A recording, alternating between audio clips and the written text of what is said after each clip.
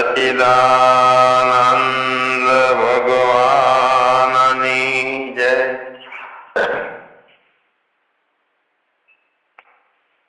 ઘણી વખત પોતાની આધ્યાત્મિક યાત્રામાં વચગાળામાં બધાને પાછા ભ્રાંતિઓ સંશય ઉભી થાય નિષ્ઠા ઉપરથી, સ્વરૂપ ઉપર. મને અજ્ઞાન રહી ગયું છે, થોડું જ્ઞાન નથી થયું. તો છેલ્લી સિદ્ધાંતની વાત તો એ છે કે કઈ થયું જ નથી, જ્ઞાન કે અજ્ઞાન કશું નથી.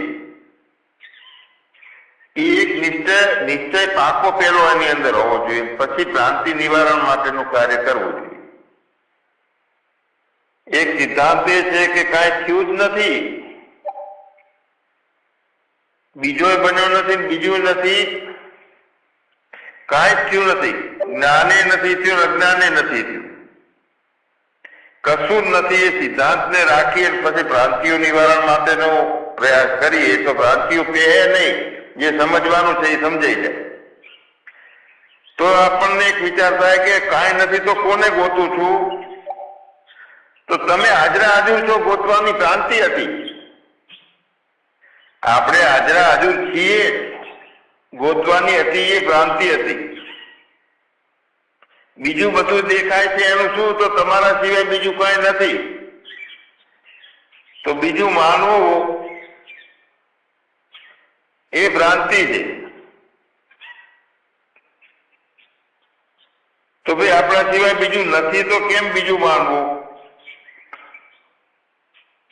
સગુણ છે તે પણ આપણે છીએ, ખાઈએ છીએ તો આપણે છીએ, ઊંઘીએ છીએ તો આપણે છીએ. પણ ખાવાનું, ઊંઘવાનું, પ્રતીતિઓ, જાગ્રત અવસ્થા એ બધો અભ્યાસ આપણને થાય એટલે સમાધાન થઈ જાય છે કે પોતાના સિવાય બીજું કાંઈ નથી. પોતે જ લીલા કરે છે. જ્યાં સુધી ખબર નથી ત્યાં સુધી અજ્ઞાનમાં અથડાય છે.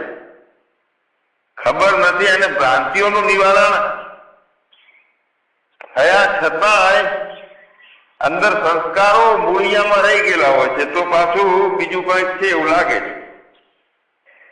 તો સગુણ છે તે પણ આપણે છીએ, આપણા વગર બીજું કાંઈ નથી. જવા આપવાનું થાય છે તો આપણે છીએ, જવા આપવાનું આપણા એકલાથી નથી થતું, એટલે તો એમાં દેશકાળ છે.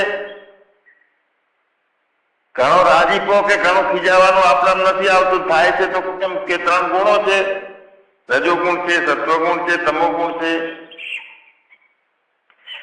તો આ માયા છે એ માયા કોણે બનાવી? તો આપણી બનાવટ છે. જો કાંઈ નથી તો માયા નથી, અને આપણે રમવું છે તો માયા છે આપણા માટે. અને માયાનો ઉપયોગ કરનારા કોણ છે? આ રે અજ્ઞાની અને જ્ઞાની બે નથી, આ એકનો એક જ છે.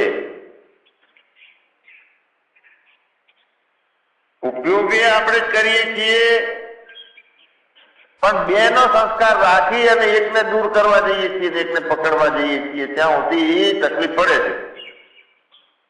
એનો સંસ્કાર તો અજ્ઞાનને જેમ છે એમ જાણી લઈએ, માયાને જેમ છે એમ જાણી લઈએ. આ કાર્યોમાં રજોગુણ, તમોગુણ, સત્વગુણના કારણે વધતો થાય છે એ જાણી લઈએ. અને ના જાણવું હોય તો ના જાણીએ, ફક્ત પોતે પોતાનામાં રહીએ, એક જ પકડી લઈએ કે બીજું કાંઈ બન્યું નથી. ભ્રાંતિઓ ના હોય તો જાણવાની શું કામ છે? કાંઈ બીજું પોતાને જાણો એટલે બસ થઈ ગયું. તો પોતાને નિશ્ચયથી જાણેલું હશે ને એટલે કોઈ જીવનમાં વ્યવહારિકતામાં ડિસ્ટર્બ કે કઈ આવશે નહીં. કારણ કે વ્યવહાર ને બધું પ્રતીતિ માત્ર છે, નાટક છે, લીલા છે, હું જ રમનારો છું. હવે પોતાના સિવાય બીજું કાંઈ નથી, કાંઈ નથી, કાંઈ નથી, તો બીજાનો સંસ્કાર રહે છે. તો એ ભવાટવી કરોડીઓ પોતાનામાંથી જ તોતણો કાઢે છે અને એની જાળ બને છે. તો આપણને તોતણો કાઢવાની તો ખબર પડે છે, પણ ગળતા આવડતું નથી એની જાળને પાછી. એટલા માટે વચ્ચે ઉભા રહ્યા કે મને અજ્ઞાન છે કે રહી ગયું, હું બરોબર નથી, મારામાં આવા આદતો છે, બધું છે પણ કશું નડતું જ નથી. કેમ કે એ પોતાની બનાવેલી જાત એ પોતે ગળતા શીખવાનું છે, બીજું કાંઈ કરવાનું નથી. એમાં જેમ તેમ અવિદ્યાને જાણી લઈએ, જેમ તેમ માયાને જાણી લઈએ અને પોતે અહંકારનો અને અંતઃકરણનો ભેળસેળીઓ બને છે તો તકલીફ થાય છે. તો વધારે નિશ્ચય હશે તો ભેળસેળ નહીં થવાય.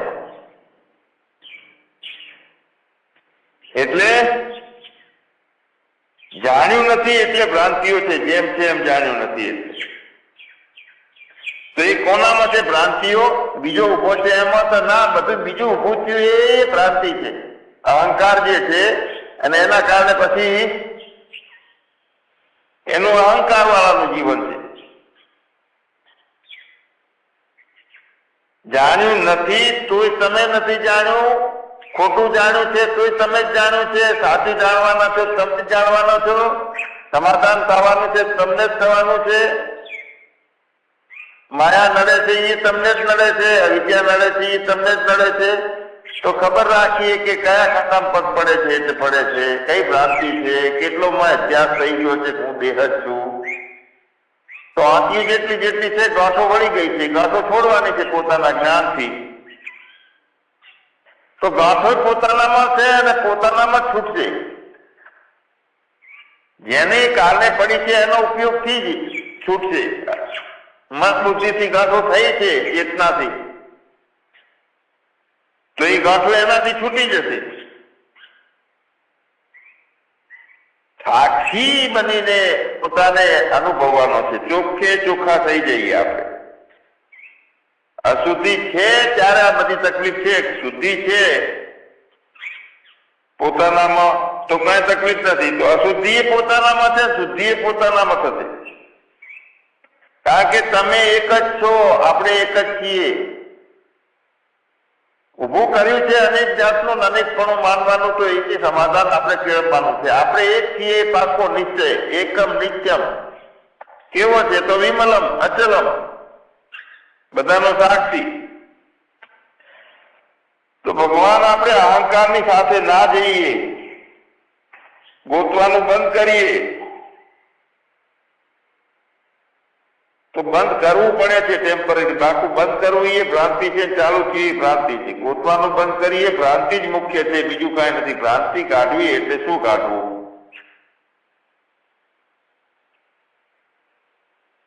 ભ્રાંતિ કોને કેવી નથી અને જણાય છે, પાછું સ્વીકારી લીધો છે. તો એ થાય છે ક્યાં ભ્રાંતિ? ચેતનાની અંદર જ થાય છે, પણ બુદ્ધિ જોડાયેલી હોય છે એટલે એમ કહેવાય છે કે બુદ્ધિમાં થાય છે. ચેતનનો આભાસ છે. ચેતના એ જીવંત ક્યારે જણાય છે? બુદ્ધિ સાથે હોય ત્યારે. બુદ્ધિ વગરની હોય છે તો એ ચેતન જ છે, પણ આમ હાલતી ચાલતી ને ડખા ઉભી કરતી નથી હોતી ચેતના. બુદ્ધિમાં જે ચેતનનો આભાસ છે, ચેતના છે, એ પાપ અને પુણ્યના ફળનો ભોગ ભોગવવા માટે આલોક અને પરલોકમાં દોડમ દોડ કરે છે, આવે છે, જાય છે. પાપ અને પુણ્યના ફળ આવે છે એટલે. તો ચેતનને કોઈથી સંબંધ નથી. હવે ચેતનાને સંબંધ છે ચિદાભાસ ને બુદ્ધિથી. તો ચેતનાની અંદર જો સજગતા આવી જાય, બોધ થઈ જાય અને અંતઃકરણ અને બુદ્ધિથી નોખી રે ચેતના, તો ચેતનાને કોઈથી સંબંધ નથી, ચેતનને નથી, એકે નથી. એવું થવું જોઈએ. ચેતના ને કોઈથી સંબંધ ના થાય ત્યારે તો એ સાક્ષી બની ગઈ. ચેતનાને કોઈથી સંબંધ ના હોય.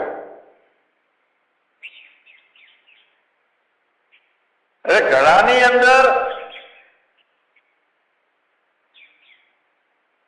પાણી છે ને પાણીની અંદર આકાશ દેખાય છે, અને ઘડાને તમે આડો કરો તો આકાશ હલ્યું અંદર, પાણીમાં એલો આકાશ. ઊંધો સાઈડમાં બીજી બાજુ ઊંધો આડો કરો તો એ બાજુ આકાશ જતું રહ્યું. હવે ખરેખર આકાશ હલે ચલે છે? ઘડામાં પાણી છે ને પાણીમાં પાણી એવું અને ઘડામાં જગ્યા છે પાણી આખા પાછું થાય છે તો આકાશ આખા પાછું દેખાય છે. હવે વિચાર કરો કે આકાશ તો એમનું એમ જ છે ને બધે. તો કળાની ક્રિયા થઈ કેટલી જાતના ઘડા આખા પાછા ડાબા જમણા થયા પણ એને સંબંધ કોઈ આકાશને નથી. તો અહીંયા જે ચેતનાનો અધિષ્ઠાન કુટસ્થ છે ને, કારણ કે કુટસ્થમાં રહી અને ચેતના સંબંધ જોઈન્ટ કરે છે બુદ્ધિ સાથે અને એની અંદર ભ્રાંતિઓ થાય છે, 3 ગુણોની વધઘટે જણાય છે, સારા નબળું થાય છે. ચેતનને કોઈ સંબંધ નથી.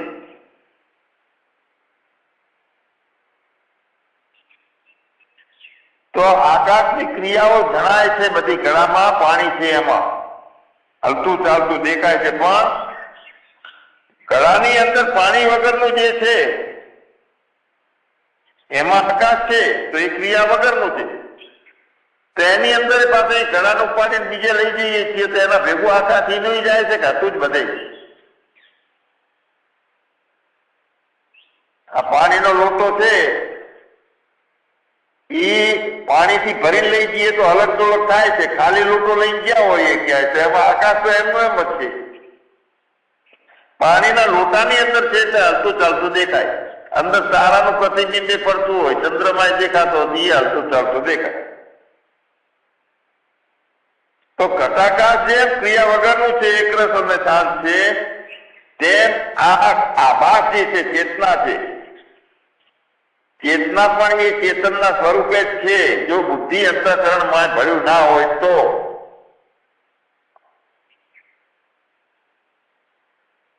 ચેતનાના આધાર વગર અંતઃકરણ નથી રહેતું. અને અંતઃકરણ જોઈન્ટ હોય છે એટલે ચેતના જાગી, ચેતના હુતી, ચેતના દુઃખી થઈ, ચેતનાએ મેળવ્યું, ચેતના જ્ઞાની બની ગઈ. ના બધું એમાં થાય છે, કારણ કે જ્ઞાન તો ચેતનામાં છે, બુદ્ધિમાં નથી. પણ બે ભેગા થયા છે ને એટલે દશા બગાડી છે. આ જીવાત્મા ઉભો છે એમાં ચેતના અને અંતઃકરણ બે ભેગા થઈને એને માયાનું સર્જન એમાંથી થયું છે. તો માયાના એક અંશમાં આવી ગયા. તો સુખ દુઃખ કાંક મેળવી લીધું, કાંક જતું રહ્યું, જેટલે ખેદ ને ભેદો જે થાય છે તો એ ભ્રાંતિ ખરું જોતા બુદ્ધિના કારણે છે ને બુદ્ધિમાં છે એમ કહેવાય. ચેતનામાં જ છે પણ બુદ્ધિમાં છે એમ કહેવાય, કારણ કે ચેતનામાં એકલી ચેતના હોય તો એમાં કશું હોતું નથી. તો બુદ્ધિમાં છે કયું સ્વરૂપ કોનું છે? તો જીવનું સ્વરૂપ છે. પાપ પુણ્ય સુખ દુઃખ, અહીંયા આબુ જવું કે સ્વર્ગમાં રહેવું, નર્કમાં જવું, આ બધું બુદ્ધિમાં છે, આભાસમાં નથી. કાંઈ આભાસમાં જે દેખાય છે તે બુદ્ધિના મિત્રતાથી દેખાય છે. બુદ્ધિની મિત્રતા થઈ છે એટલે આભાસમાં દેખાય છે, બાકી આભાસમાં નથી કાંઈ. અને આભાસ એક જ છે, એ છે ચેતના એક જ છે એવી કે જેમાં ભેળસેળ કરીએ કે બુદ્ધિ બીજે ક્યાંય જઈ શકતી નથી, કોઈ સ્વીકાર નથી એનો. ચેતનાની અંદર ઓતપ્રોત થઈ છે અને એનું જીવન છે. અને બંનેનો અધિષ્ઠાન શું કોણ છે? કુટસ્થ. અને આભાસમાં ઓતપ્રોત થઈ છે બુદ્ધિ અને જે જગ્યા ઉપર થઈ છે કુટસ્થ સામાન્ય રહેલો છે ચેતન, તો એ ત્રણે મળીને એને જીવ કીધો છે. આકાશ સ્વતંત્ર છે, અંદર ક્રિયાઓ બધી ઘડાના અને પાણીના સંબંધથી થાય છે ક્રિયાઓ. તો જે સ્વતંત્ર જે આકાશનો આભાસ છે ને, આકાશનો સ્વતંત્ર આભાસ બુદ્ધિ રહિતનો, એ કોઈ રીતે કોઈ સ્વતંત્ર પોતે મુક્તતાથી કોઈ ક્રિયા કરી શકશો. એ ચેતનાને ક્રિયાવાળી થઈ છે, ક્રિયા શક્તિ બની છે અને એમાં પણ જ્યાં સુધી શરીરના ભાવ પકડી રાખ્યા છે ત્યાં સુધી એની ક્રિયાની શક્તિ સીમિત છે. જ્યારે અંતઃકરણથી ઉપહિત થઈ જાય સાક્ષી ના થાય અને ખાલી તો એની શક્તિઓને ઘણી વધી જાય. તો આ કામ છે, કર્મ છે, આ બધું શું છે? પાણી બુદ્ધિમાં ભરેલા પાણી. બુદ્ધિ એક ઘડો છે, એની અંદર કામ, ક્રોધ ને જ્ઞાન ને વક્તા શ્રોતા બધા એમાં પાણી છે બુદ્ધિના ઘડામાં. એમાં એ બધું શું છે? પુણ્ય પાપ આ બધા તમામ વિકારો હોય છે એમાં બુદ્ધિમાં, બુદ્ધિરૂપી ઘડામાં. અને એના સંબંધથી એ ચેતનામાં એ દેખાય છે, ચિદાભાસમાં એ દેખાય છે. પણ જે કુટસ્થ છે એ કુટાતો નથી. એરણની જેમ છે એ તો બધા વિકારોથી વગરનો છે, કોઈ વિકાર એનામ થતો જ નથી.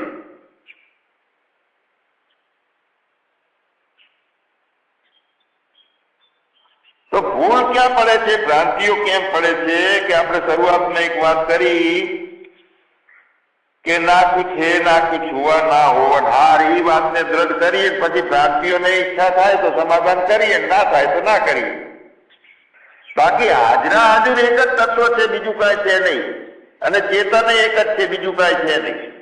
બીજું દેખાય છે તો આ રામલીલા કેવી રીતે ચાલુ થઈ ગઈ? બધું જગત ને એના ભાવો ને વ્યક્તિઓ કરવાનું ને સારું નબળું ને એકબીજાને વધવાનું ને એકબીજાને દબાવવાનું ને એકબીજાથી આગળ નીકળી જવાનું, આ બધા વિકારો બુદ્ધિ નામના ઘડામાં છે.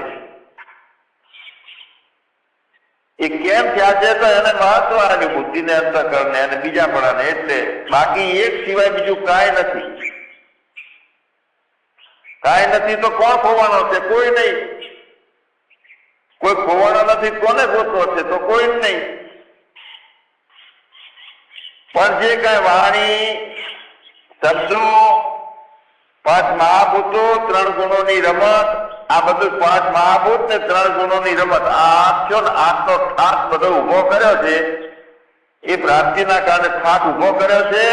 અને 9મો કાયમ ન્યારો છે, છતાંય ભ્રાંતિ એવી થાય છે કે 9મો ભેગો દુઃખી થાય છે. 8ના ઠાઠમાં 9મો ન્યારો છે. બુદ્ધિ જળ છે, અહંકાર જળ છે, મન જળ છે, ચેતના છે એ ચેતન છે. અને એમને ચેતના હોય તો કોઈ ક્રિયા નથી કરી શકતી, કોઈ એનામાં દુઃખી નથી થતું, એનામાં પાપ પુણ્ય નથી થતું. તો આપણી વાત છે, આપણે ચેતન છીએ અને ચેતના પણ છીએ. આપણે પોતે ચેતનમાંથી ચેતનામાં આપણે આવીએ છીએ. જે વીજળી છે એ રોશનીમાં આવે છે.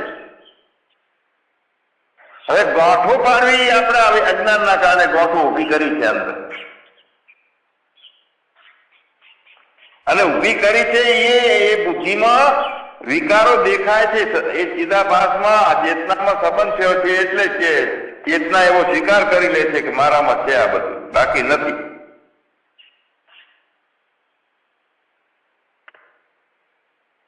તો જેટલા બુદ્ધિના વિકારો છે એ બધા ચેતનાની સાથે બુદ્ધિ છે. એટલે એમાં છે કુટસ્થમાં કાંઈ નથી. જેની સત્તા છે કુટસ્થ, એટલે આમ વ્યાપક રીતે બ્રહ્મ છે. પણ જે કુટસ્થ, જે ચેતનાએ જગ્યા રોકી અને એ જગ્યામાં બુદ્ધિ એનામાં આવી શકે છે, તો એ વખતે કુટસ્થ તો સાથે સાથે રહે છે, હોય જ છે, બધે છે. તો કુટસ્થમાં કોઈ વિકારો કે કોઈ ગુણધર્મો રહેતા નથી બ્રહ્મમાં.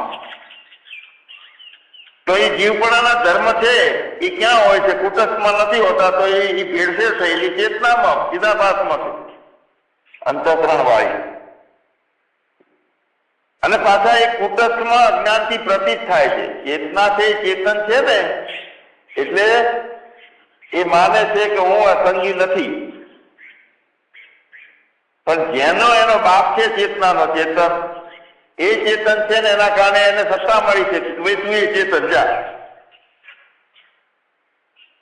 તો પોતાનામાં અજ્ઞાન થી બધું પ્રતીત થાય છે, પોતાનામાં, કુટસ્થમાં.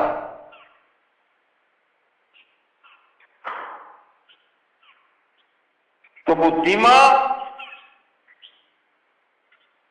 કુટસ્થ વગરનો ચિદાભાસ છે એને જીવ કીધો છે,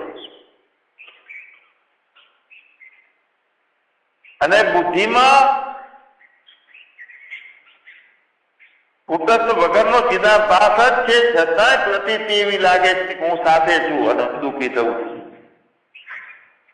એ જીવપણાની એ ભ્રાંતિ જીવના કારણે છે નહીં. કુટસ્થ વગર ચિદાભાસ છે, અંદર ભેળસેળ કુટસ્થ થતો જ નથી. બુદ્ધિમાં એ ચેતના છે, ચિદાભાસ છે, એ જ ભેળસેળ થાય છે. કુટસ્થ તો કાયમ અબોટ છે, આજ સુધી અબોટ જ રહ્યો છે. છતાં એની કુટસ્થ, એમાં રહેલો ચેતના, એમાં રહેલી બુદ્ધિ, આ બધાના ત્રણનો વિભાગ ઉભો થયો છે, એને જીવ કીધો છે.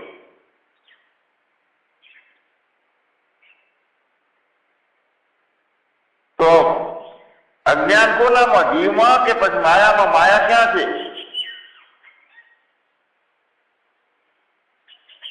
જાગ્રતમાં છે જે અભિમાની છે વિશ્વ, સ્વપ્નમાં એનો રહે છે, એને તેજસ કીધો છે. એ ચેતના હોય છે સપનામાં.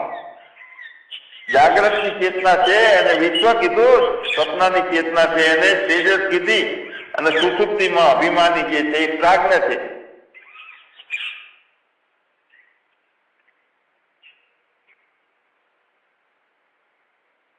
હવે સુષુપ્તિમાં બુદ્ધિ હોતી નથી.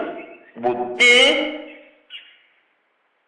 ઓતપ્રોત હોય છે ત્યારે જાગ્રત હોય છે, અને બુદ્ધિનો ઓતપ્રોત હોવું છે તે પણ સ્વપ્નમાં હોય છે. સુષુપ્તિમાં બુદ્ધિ હોતી નથી. તો પછી ચોખ્ખી ચોખ્ખી ચેતના રહી એમાં તો ના, એ બુદ્ધિ ચેતનામાં આવે છે, બંને જાગ્રતપણું બને છે, સ્વપ્નપણું બને છે. સુષુપ્તિપણામાં બુદ્ધિ હોય છે, પણ એ વખતે બુદ્ધિ હૂતેલી હોય, એટલે ચેતના હૂતેલી હોય. પણ જે અભિમાની છે પ્રાજ્ઞા એમ રહ્યો. સુષુપ્તિમાં બુદ્ધિ નથી હોતી, એટલે બુદ્ધિના પોતાના કારણમાં અજ્ઞાનમાં લય પામી ગઈ હોય છે, કારણ કે અજ્ઞાનમાંથી ઊભી થઈ છે, અજ્ઞાનમાં પાછી હુઈ ગઈ. હવે કેમ હુઈ જાય છે એ વાત વિગતવાર જોઈએ, મેળાવે તો અત્યારે. તો બુદ્ધિમાં જે ચેતના છે સુષુપ્તિ વખતે મિશ્રિત હોતી નથી. ચેતના બુદ્ધિ સાથે છે, અને બુદ્ધિ હુઈ જાય છે એટલે ચેતના હોવા છતાં ને હુઈ ગઈ છે એવું જ લાગે. બુદ્ધિ જાગે છે એટલે ચેતના છે એવું લાગે. તો પ્રાજ્ઞ એ જીવની સ્થિતિ માં જ છે, કારણ કે સંસ્કાર અવિદ્યાના એમાં છે.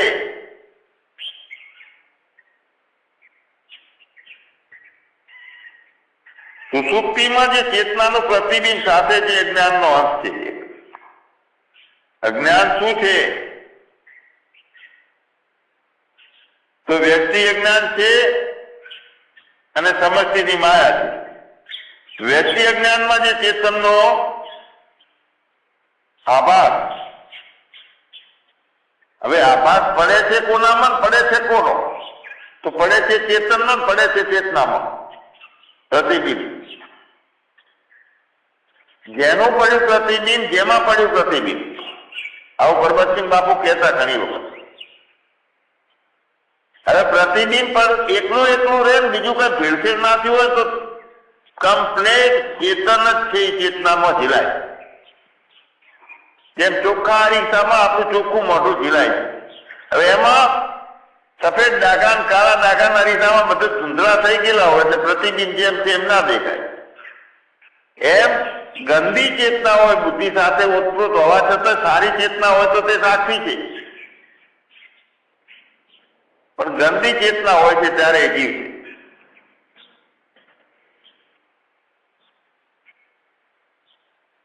તો સંપૂર્ણ જે આખું અજ્ઞાન છે એ સમષ્ટિ અજ્ઞાન છે, અને એવા અજ્ઞાનના એક અંશનું નામ વ્યષ્ટિ અજ્ઞાન છે. હવે એ વ્યષ્ટિ અજ્ઞાનમાં એક સામાન્ય અંશમાં સમષ્ટિ અજ્ઞાન કો માયા કો બધું એક જ છે. પછી બે થોડો ફેર પડે. જે વ્યષ્ટિ અજ્ઞાનમાં જે ચેતનનો આભાસ અને વ્યષ્ટિ અજ્ઞાનનું અધિષ્ઠાન કુટસ્થ એ જીવ એક અંશ છે ને, માયાના એક અંશમાં વિદ્યા છે ને, એની અંદર જે ઉભું થયું છે ભૂત એ જીવ છે. વ્યષ્ટિ અજ્ઞાનમાં જે ચેતનની ચેતના અને વ્યષ્ટિ અજ્ઞાનનું જે અધિષ્ઠાન કુટસ્થ એ મળી અને જીવ છે. જીવ એટલે સીમિત છે એટલે જીવ છે અને એક અંશમાં જ છે અજ્ઞાન.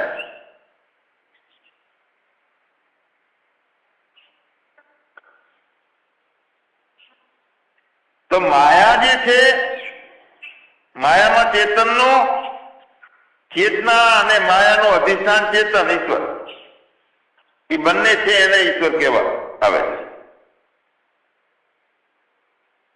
માયામાં ચેતનનો આભાસ એટલે કે ચેતના અને માયાનું અધિષ્ઠાન ચેતન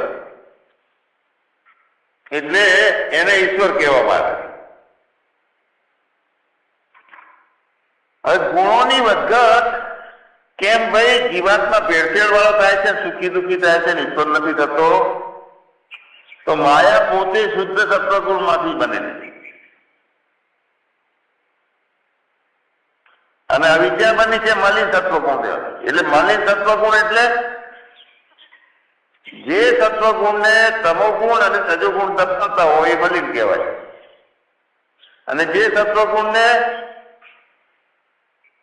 કોઈ દબાઈ ના શકતું હોય, સત્વગુણ પોતે બધાને દબાઈ રાખે એ માયા, એટલે સુખી દુઃખી ઈશ્વર થતો નથી. એનો જે સમષ્ટિ બુદ્ધિ છે, હિરણ્ય ગર્ભ છે, એ જ સમષ્ટિ અંતઃકરણ છે એનું. તેની અંદર સુખી દુઃખી થવા પડવું નથી, કારણ કે શુદ્ધ સત્વગુણ ની બનેલી છે. શુદ્ધ સત્વગુણ સિવાય એમાં કઈ સ્વીકાર થતો નથી. એટલે અંદર બહાર એક રસ, જો ચેતન ભરપૂર, તો એ ભરપૂર ચેતન છે, પણ એ ઈશ્વર છે, એને માયાની ઉપાધિ છે. અને જીવને અજ્ઞાનની ઉપાધિ છે. તો માયા અને અજ્ઞાનમાં ફેર શું? આ વાત કરીએ, શુદ્ધ સત્વગુણની મુખ્યતા એ માયા છે અને મલિન સત્વગુણની મુખ્યતા છે એ અવિદ્યા છે. એકબીજાથી દબાયેલા હોય.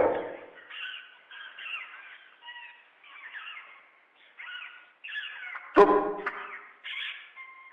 વ્યાપક માનો બ્રહ્મને કે મૌન માનો કે શાંતમક નો કે માનવો શું એને?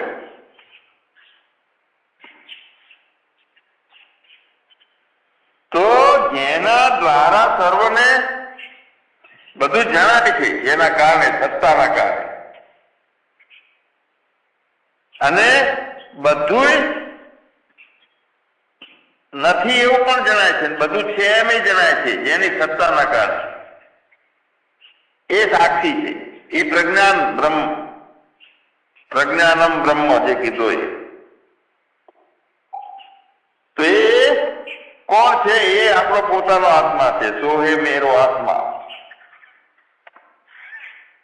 જેની સત્તાથી બધું જણાય છે અને જેની હોવાના કારણે બધું નથી જણાતું એમ થાય છે, અને ચોખ્ખે ચોખ્ખો નોખો રહે છે, ક્યાં ભેળસેળમાં આવતો નથી. એ જ પ્રજ્ઞાનમ બ્રહ્મ છે, એ જ આપણો આત્મા છે, એ જ આપણે છીએ, અને એના સિવાય બીજું કાંઈ નથી. એ નાનકડો બને તો જીવડો બની જાય છે, અને વ્યાપક તરીકે બધે જેમ જેમ એ ચેતના વિસ્તરે છે, તો એ બ્રહ્મ જ છે, એકનો એક જ. તેમાં જ્ઞાતા, જ્ઞાન અને જ્ઞેયની ત્રિપુટી એ પણ એનામાં પ્રતીતિ માત્ર છે. પ્રજ્ઞાનમ બ્રહ્મ, કારણ કે જાણવા વાળું તત્વ એ છે ને, સત્તા એ છે. તો પ્રતીતિ માત્ર એટલે ભાષે છે એનામાં ફક્ત. જ્ઞાતા, જ્ઞાન અને જ્ઞેયની ત્રિપુટી વગરનો જ છે, સાક્ષી છે. એકે કોઈ ત્રિપુટી નથી. એટલે પ્રજ્ઞાનમ બ્રહ્મ કીધો છે. પ્રજ્ઞાનમ બ્રહ્મ, પ્ર શબ્દ આવે ને એટલે પ્રકૃષ્ટ એટલે વિશે સમજવું, પ્રવિષ્ટ એટલે એક રૂપ થઈ ગયો મેં પ્રવેશીને. પ્ર શબ્દ આવે ને એટલે કાંઈક વધારે મહત્તા સમજાવે છે. તો પ્રજ્ઞાન એટલે જ્ઞાનની પ્રકૃતતા, શ્રેષ્ઠમાં શ્રેષ્ઠ જ્ઞાન. લાડવો થઈ ગયેલો કોદાનો સંગી ના થતું એવું ના. કારણ કે જ્ઞાનમાં ભેદ બનતો ના હોય ને તે જ જ્ઞાન. એકો આમ દ્વિતીયો નયન અસ્તિ, મારા સિવાય બીજું કાંઈ છે જ નહીં, એ જ્ઞાન. એમાં ભેદ બને છે તો એ જ્ઞાન નાનું થઈ ગયું, ઘટકું બની ગયું, પરિચિંતા વાળું થઈ ગયું. પણ વાસ્તવિક શ્રેષ્ઠ જ્ઞાન છે એ પરિચિત હોતું નથી. એ તો પરિચિંતાનો પ્રકાશક છે, મૂળ જ્ઞાન છે. જે નાના મોટા પણ થાય છે એનો પ્રકાશક છે, સત્તા છે.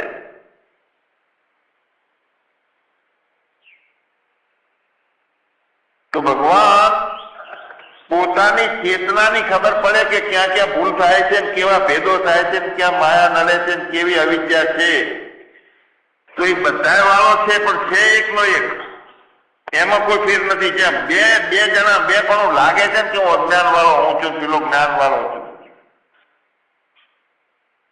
એ તો કપડાની અંદર જઈએ છીએ તો ભંઠિયા કોટા વાગે છે અંદર. કોઈ ઝાડની નીચે જઈએ છીએ પહેરેલું છે તેની અંદર જનાવર વીટ પણ કરી નાખે છે. અને ક્યાંકથી કાળી કોલસાની ભૂકી ઉગતી આવી તો એ કાળું એની અંદર દાખલ થઈ જાય છે. પણ કપડું એ જ છે, કપડામાં બીજો કોઈ ફેર નથી.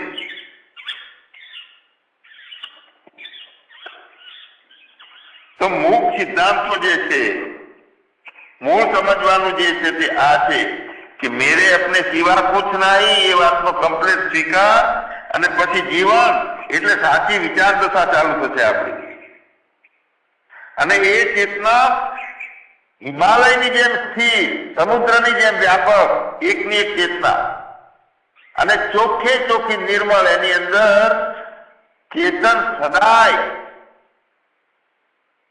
દીપી ઉઠેલો હોય અને ચેતના એનું આહ્લાદન લેતી હોય ને,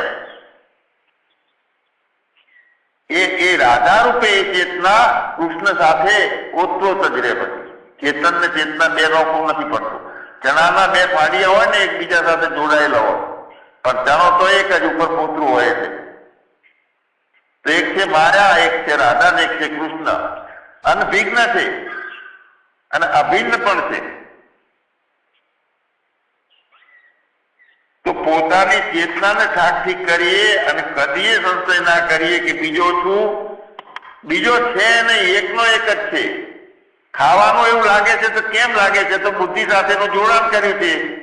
આ કડવું લાગે છે, લીમડો છે, તો મીઠું પેલું ગળ્યું લાગે છે કે ખાટું લાગે છે, તો એના અંતઃકરણ સાથે છે એટલે લાગે.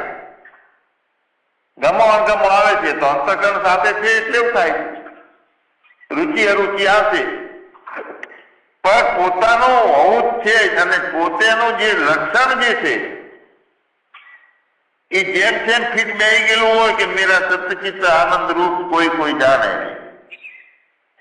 શોક પણ ત્યાં ભૂલથી આવે છે, આનંદ પણ ત્યાં અતિરેકથી આવે છે. અને એવો યોગને સાધવાનો છે અદ્વૈત યોગ. તો એની શરૂઆત ક્યાંથી કરવાની કે સાચી ખોજથી યોગ મળે. પોતાની સાચી ખોજ કરીએ તો પરમાત્માની દિવ્ય ચેતન છે અને ચેતના એવી ચેતન વ્રત બનેલી રે. તેમાં મુમુક્ષા આવે તો ભ્રાંતિઓનું નિવારણ કરવાનું, ના આવે તો એનું ભજન કરવાનું. કોઈ ભ્રાંતિ નથી તો બીજું શું કરવાનું છે? સચ્ચિદાનંદ ભગવાનની જય. સદગુરુ